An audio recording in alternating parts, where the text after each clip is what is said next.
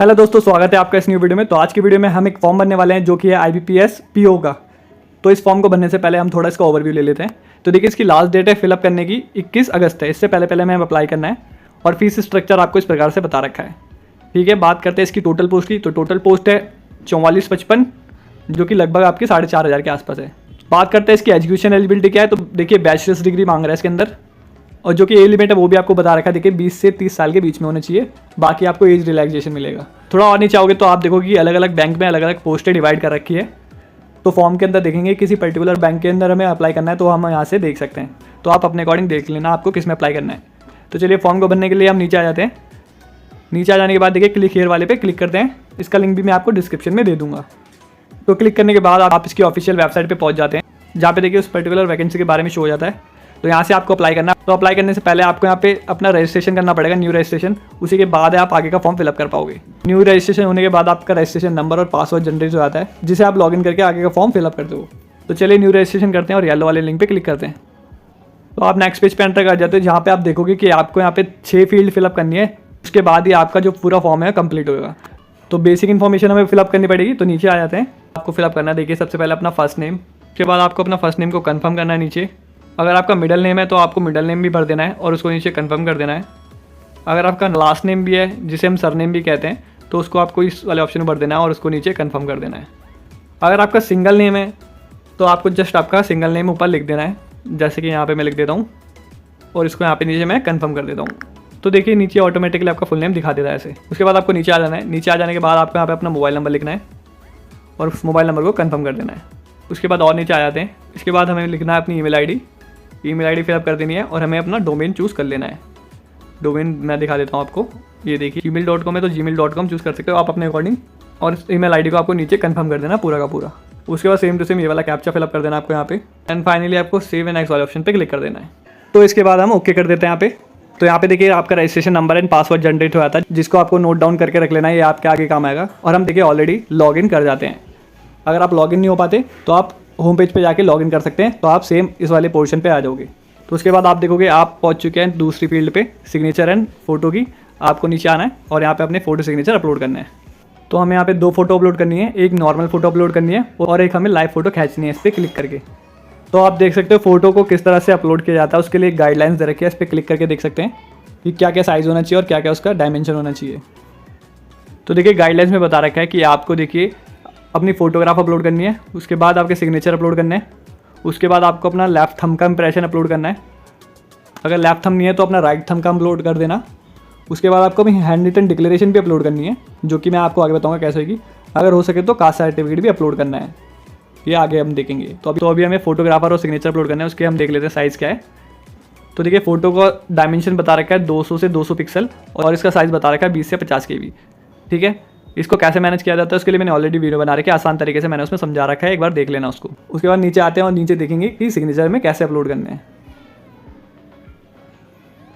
तो देखिए, सिग्नेचर का भी दिखा रखा है यहाँ पे डायमेंशन 140 से 60 पिक्सल होना चाहिए और साइज़ बता रखा है 10 से 20 KB के अंदर। और ये भी बता रखा है कि कैपिटल लेटर्स में नहीं होनी चाहिए, नॉर्मल होनी चाहिए और ब्लैक कलर में होनी चाहिए और बैकग्राउंड उनका वाइट होना चाहिए। ठीक है, ये हो गया सिग्नेचर का आपका। तो देखिए, यहाँ पे थंब इंप्रेशन भी बता रखा है कि किस तरह से उसका डायमेंशन और साइज़ आप रख सकते हैं। तो थंब इंप्रेशन के लिए भी आप देख सकते हैं 20 से 50 KB के साइज़ है और डायमेंशन बता रखा है 240 से 200 पिक्सल। इसे भी कैसे मैनेज किया जाता है उस वीडियो में मैंने बता रखा है, देख लेना आप। उसके बाद नीचे आते हैं और नीचे आके देखिए हैंड डिक्लेरेशन के बारे में बता रखा है। सेम साइज़ देखिए 50 से 100 KB के अंदर और डायमेंशन देखिए 80 से 400 पिक्सल। अगर पिक्सल में अपलोड नहीं होते तो यहाँ पे देखिए आप हर उसमें सेंटीमीटर में हाइट एंड वेट भी दे रखी है। तो इससे भी आप इसको रिसाइज कर सकते हैं। जो हैंड रिटन डिक्लेरेशन है उसे कैसे लिखना है, आपको ब्लैंक पेपर पे ब्लैक पेन से आपको ये सारी कोटेशन लिख देनी है।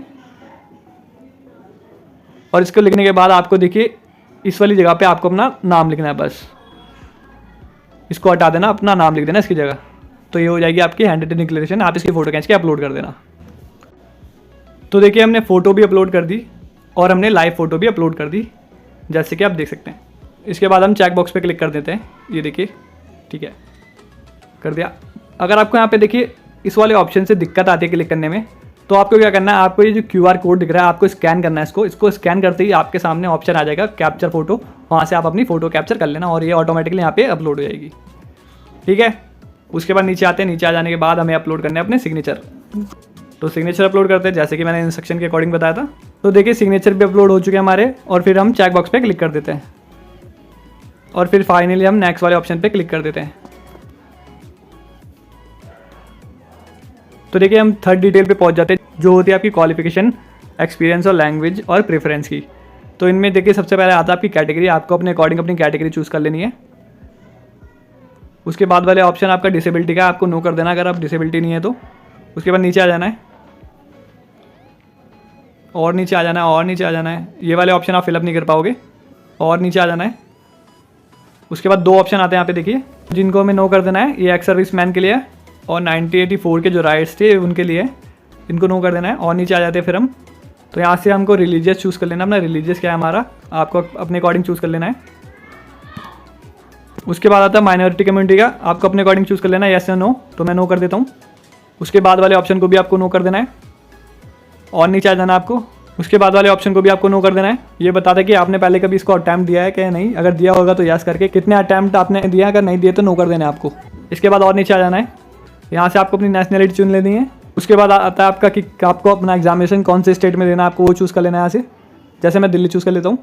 उसके बाद आता है कि प्रीलिम्स का सेंटर कौन सा होना चाहिए एग्जामिनेशन, तो आपको अपने अकॉर्डिंग चूज़ कर लेना है। मैं दिल्ली एनसीआर चूज़ कर लेता हूँ। उसके बाद आपका मेंस का जो एग्जामिनेशन सेंटर है वो चूज़ कर लेना है, तो इसमें भी मैं दिल्ली एनसीआर चुन लेता हूँ। उसके बाद नीचे आ जाना है और उसके बाद आपको इस वाले ऑप्शन पे क्लिक कर देना है। ये बताता है कि जो आइडेंटिटी कार्ड का नंबर आप इस वाले फॉर्म में फिलअप करोगे, आपको वो आइडेंटिटी कार्ड एग्जामिनेशन सेंटर पे लेके जाना पड़ेगा, ये आपको खासकर ध्यान रखना है। तो आईडी प्रूफ चूज़ कर लेते हैं यहाँ पे हम, जैसे आधार कार्ड या कुछ भी आप अपने अकॉर्डिंग चूज़ कर लेना, और आईडी प्रूफ का नंबर लिख देते हैं नीचे इस वाले बॉक्स के अंदर। उसके बाद आपको अपनी डेट ऑफ बर्थ लिख देनी है यहाँ पे पूरी। उसके बाद और नीचे आ जाना है। उसके बाद आपको अपना जेंडर चूज़ कर लेना है। उसके बाद आपको अगेन अपना आधार कार्ड नंबर लिखना है। उसके बाद अपना पैन कार्ड नंबर लिखना है, बट ये मैंडेटरी नहीं है क्योंकि इसके आगे स्टार नहीं बना हुआ रेड कलर का, जैसे कि जेंडर के आगे और नीचे वाले ऑप्शन में देख सकते हैं स्टार बना हुआ है, ठीक है। उसके बाद आता है कि आपका कोई जुड़वा भाई या बहन है तो आपको नो कर देना है।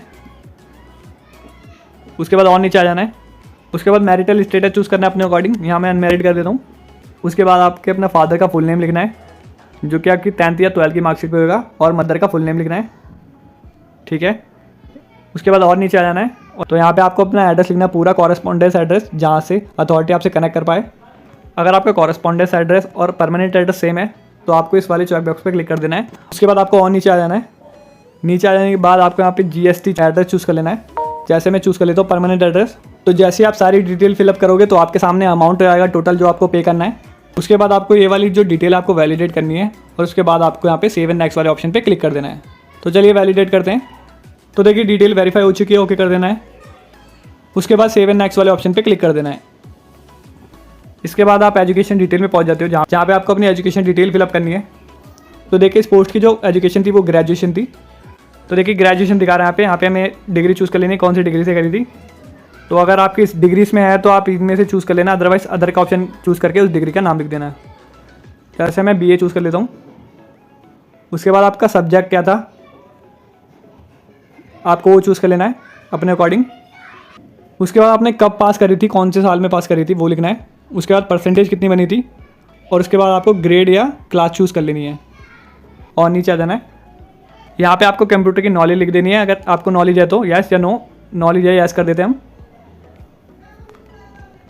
क्या क्या नॉलेज है आपको इसमें से सिलेक्ट कर लेना है यहाँ पे। अगर आपके पास सर्टिफिकेट है, डिप्लोमा डिग्री है, या आपने कॉलेज इंस्टीट्यूट में पढ़ी थी वो चूज़ कर लेना है। अगर आपके पास कुछ नहीं है तो आपको यहाँ पे नो कर देना है और इसको खाली छोड़ देना है। उसके बाद नीचे आ जाना है। उसके बाद एक्सपीरियंस का है, आपको इसे छोड़ देना खाली। उसके बाद एक ऑप्शन आता है जो कि होता है ओनली रिजर्व कैटेगरी के लिए, जो कि होता है प्री एग्ज़ाम ट्रेनिंग। अगर आपको प्री एग्जामिनेशन ट्रेनिंग चाहिए तो आप यस कर दो, अदरवाइज नो कर दो अपने अकॉर्डिंग। उसके बाद आपको इस वाले ऑप्शन को नो कर देना है। ये बताता है कि आपने लॉ के अगेंस्ट कुछ किया तो नहीं गलत, आपको इसको नो कर देना। उसके बाद आपको अपनी लैंग्वेज चूज़ कर लेनी है, जो लैंग्वेज आपको आती है, हिंदी इंग्लिश, और आपको इन सारे बटनों पे टिक कर देना अगर आती है तो। जैसे मैं लिख लेता हूँ अपनी, ये चूज़ कर ली। उसके बाद हमें क्या करना है, उसके बाद करनी है हमें अपनी डिटेल वैलिडेट। तो वैलिडेट वाले ऑप्शन पे क्लिक करते हैं। तो देखिए वेरीफाई हो चुकी है, ओके करते हैं। उसके बाद सेव एंड नेक्स्ट वाले ऑप्शन पे क्लिक कर देते हैं। तो हम नेक्स्ट स्टेप पे पहुंच चुके हैं, जो कि होता है आपका प्रेफरेंस। जैसे कि मैंने बताया था कि आपको चूज़ करने का मौका मिल सकता है फॉर्म में, तो यहाँ पे चूज़ करने का मिल गया कि किस बैंक में आप सबसे पहले जाना चाहोगे अगर आपका सिलेक्शन होता है तो आपको अपने अकॉर्डिंग चूज़ कर लेना है। तो देखिए मैंने अपने अकॉर्डिंग बैंक की प्रेफरेंसेस चूज़ कर लिया है, आपको अपने अकॉर्डिंग चूज़ कर लेना है। उसके बाद नीचे आ जाना है और वैलिडेट करके सेव एंड नेक्स्ट वाले ऑप्शन पे क्लिक कर देना है। हमने सेव एंड नेक्स्ट वाले ऑप्शन पे क्लिक कर दिया और हम आ चुके हैं इसके प्रीव्यू पेज पे, जो कि होती है आपकी डिटेल। सारी डिटेल आपको चेक कर लेनी है, क्रॉस चेक, कुछ गलत तो नहीं है। अगर कुछ गलत है तो आप बैक जाके इसे ठीक करते थे, अदरवाइज आपको क्या करना है, आपको इन वाले चेकबॉक्स पे क्लिक करना है, जो कि होता है आपका 1 और 2, इन दोनों ऑप्शन को आपको चेक कर देना है और थर्ड वाले ऑप्शन को अनचेक कर देना है, ठीक है। क्योंकि जो थर्ड वाला ऑप्शन है वो होता है कि आपका अगर नाम चेंज हुआ है कहीं पे, तो आपको उस वाले डॉक्यूमेंट्स को एग्जामिनेशन सेंटर के यहाँ पे ले आने पड़ेंगे, अगर आपके नेम में कुछ करेक्शन करते हो तो। उसके बाद आपको कंप्लीट रजिस्ट्रेशन वाले ऑप्शन पे क्लिक कर देना है। यहाँ से आपका फाइनल सबमिशन होने वाला है, तो आपको ध्यान देना है यहाँ पे। सारी चीज़ें ठीक है तो ओके कर देना है यहाँ पे। ओके कर देते हैं। ओके करने के बाद जैसे कि मैंने बताया था आपको थंब इंप्रेशन और हैंड रिटन डिक्लेरेशन है वो यहाँ पे अपलोड करनी है इंस्ट्रक्शन के अकॉर्डिंग। तो यहाँ पे भी देखिए गाइडलाइन दे रखे हैं, आप इसे देख सकते हैं कि कैसे कैसे साइज़ होना चाहिए उसका। अपलोड करने के बाद आपको देखिए same to same captcha fill up करना है। कैप्चा फिलअप करने के बाद आपको सेव एंड नेक्स्ट वाले ऑप्शन पे क्लिक कर देना है। तो देखिए लेफ्ट थंब इंप्रेशन और हैंड रिटन डिक्लेरेशन हमने अपलोड कर दिया है, इसका प्रीव्यू आप देख सकते हैं, कुछ गलत तो नहीं है इसमें। और सेम टू सेम कैप्चा हमने फिलअप कर दिया है। तो चलिए सेव एंड नेक्स्ट वाले ऑप्शन पे क्लिक करते हैं। तो फाइनल सबमिट के लिए बता रहे हैं, यहाँ पे ओके कर देते हैं। एंड देखिए फाइनली आप पेमेंट वाले ऑप्शन पे आ जाते हैं। तो जैसे ही आप यहाँ पे same to same captcha fill up करके सबमिट वाले ऑप्शन पे क्लिक करोगे तो आपके लिए पेमेंट का मेथड आ जाता है, जहाँ से आपको अपनी पेमेंट कर देनी है। और इस तरह से आपका जब पूरा फॉर्म है फिलअप हो जाएगा और उसका आप प्रिंट आउट वहाँ से निकाल सकते हैं, जिसको आपको फ्यूचर रेफरेंस के लिए सेव कर देना है। और इस तरह से आपका जो पूरा फॉर्म है कंप्लीट हो जाता है। तो यहाँ तक की पूरी वीडियो, अगर आपको वीडियो इन्फॉर्मेटिव लगी होगी तो प्लीज़ इस वीडियो को लाइक कर देना और जाते आते प्लीज़ मेरे चैनल को सब्सक्राइब कर देना। तो मिलते हैं एक न्यू वीडियो में एक न्यू इन्फॉर्मेशन के साथ, तब तक के लिए बाय बाय, टेक केयर।